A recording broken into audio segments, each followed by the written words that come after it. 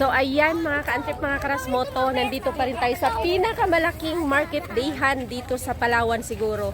So may nagturo sa atin kanina, may nagbebenta daw dito ng avocado.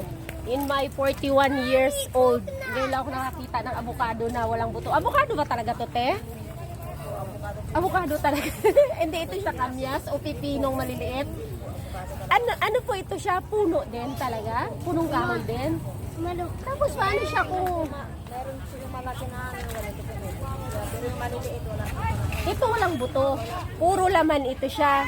Tapos ito, patingin daw ako, te. Ito may buto. Magkasing puno sila. Isang puno. Pero ito magulang na ito or ha? Matanda na ito. Hala ka! Alam niyo ba to na may ganitong klaseng avocado? Adrian, ayos na nga. Magkano to, te? Magbibili tayo para tingnan natin kung mahinog, kung talagang ano pa rin siya. Pipino. Pipino! Napapipino. Tuloy ako, akala ko pipino. Avocado. Ito, te? Malagkit? Sige. Pabili din ako, te, 1 kilo. Tapos pabili po ako nito. 1 kilo. Tingnan natin ito kung... Magamot ito siya, te? Hindi. Yung parang maraming yung ganot? Hindi. Sige, te, pabilihin mo ako dito 1 kilo. Try natin tong boneless. Seedless avocado. Sige, 1 kilo po niyan. Saka 1 kilo din ito.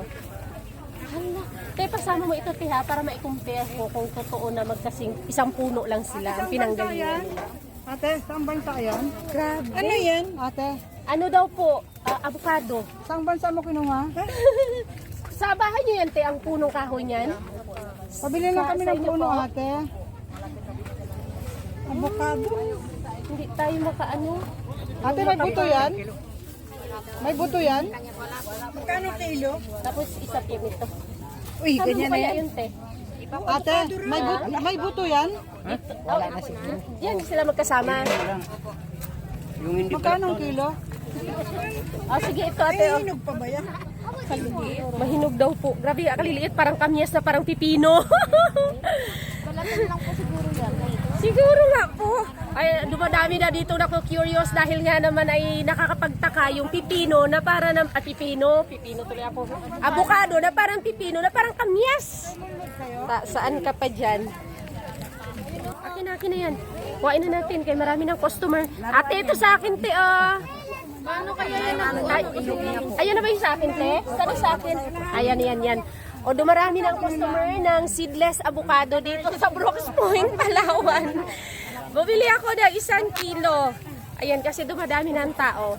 Dahil marami nga napo-curious dito sa avocadong maliliit na mukhang pipino at mukhang kamyas siya. Pero avocado daw siya, wala nga lang buto.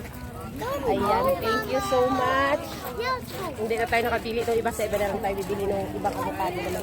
Tag-avocado talaga ngayon kasi kahit saan, ang daming may tanim na avocado. Siguro si Rihanna pa. Ay! Adrian! Doon man tayo nakapark,